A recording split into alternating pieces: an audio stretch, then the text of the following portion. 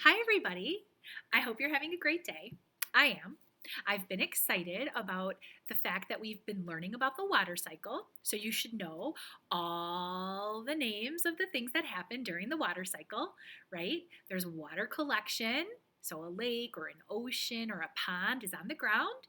And then what happens? It evaporates, it condenses, right? Makes clouds, and then comes the precipitation, right?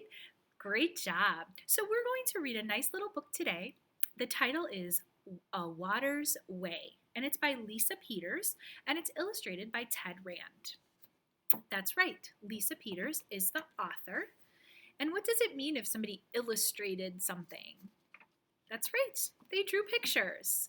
So this book is called A Water's Way.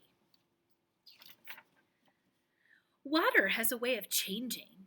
It can rise from the sea or fall from the clouds. It can drift in a fog or lie still on a winter pond.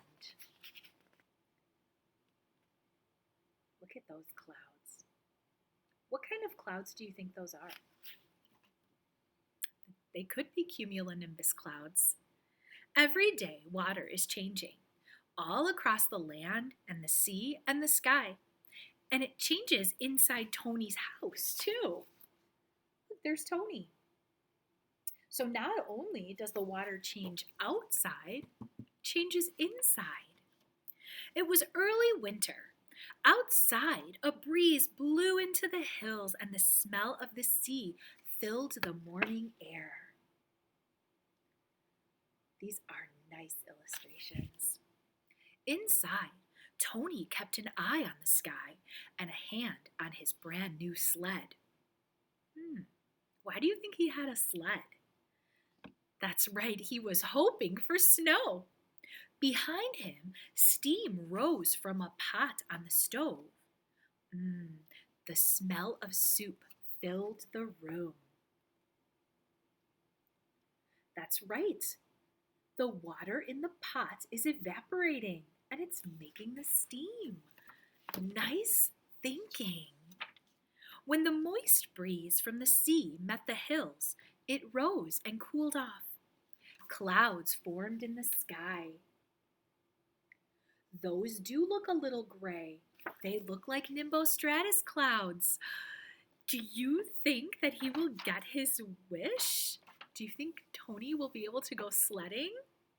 When the steam from the soup pot hit the cool kitchen window, it covered the glass with a foggy curtain. Look at that. That's right, that's condensation. Nice job. Outside, a few raindrops splashed on the ground. The air wasn't cold enough for snow. Soon, houses and hillsides shimmered behind sheets of rain. You're right, it's not snowing, but it's raining. That's another form of precipitation. Inside, Tony wrote his name on the fogged window and peeked through. Drips streaked down the glass from each letter. That's right, he wrote his name. He wrote Tony. Did you see the Tony? Some of the rain collected in puddles. Some of it soaked into the ground, and tree roots sucked it from the soil. Some of it seeped into the earth, where it would creep through the rocks. Look at all that rain. That's right, the rain is helping the tree. A tiny puddle formed on Tony's windowsill. Tony poked at it. There'd be no sledding today. That's right. Look what's happening to the fog on the window. It's forming a little puddle. It's his own little water cycle right in his kitchen. In the warmth of the afternoon sun, roofs dried out. Puddles shrank. Evergreens lost their glisten. Look at that. It's drying up.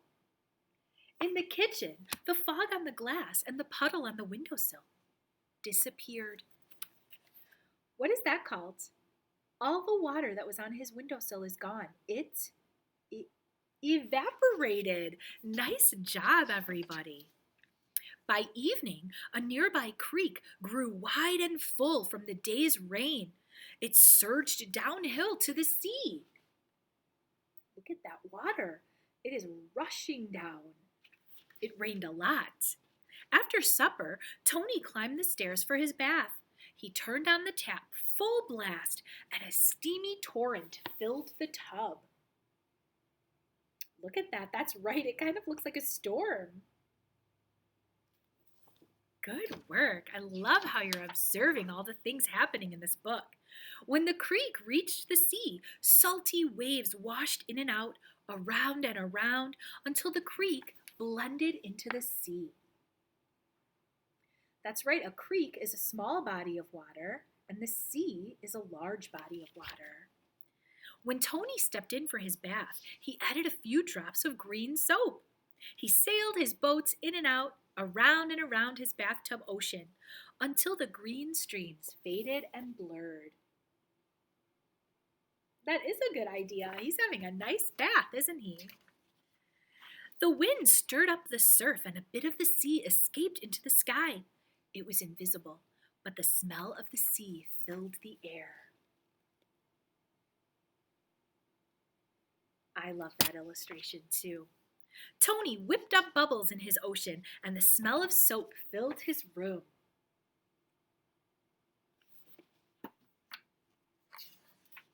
As the breeze from the sea met cooler air over the land, tiny drops formed.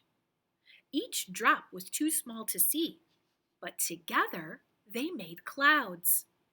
As Tony headed for bed, he found another window clouded. This time it was from his bath. You're right, that happens sometimes in the bathroom, right? The water cycle is happening everywhere. That night, the air turned cold. Cold enough for the tiny drops in the clouds to freeze into ice crystals. They grew larger and heavier. Oh my gosh, what do you think is going to happen? All night, Tony dreamed of sledding.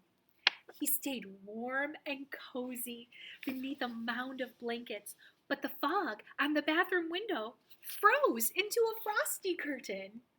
What is happening? Is Tony getting his wish?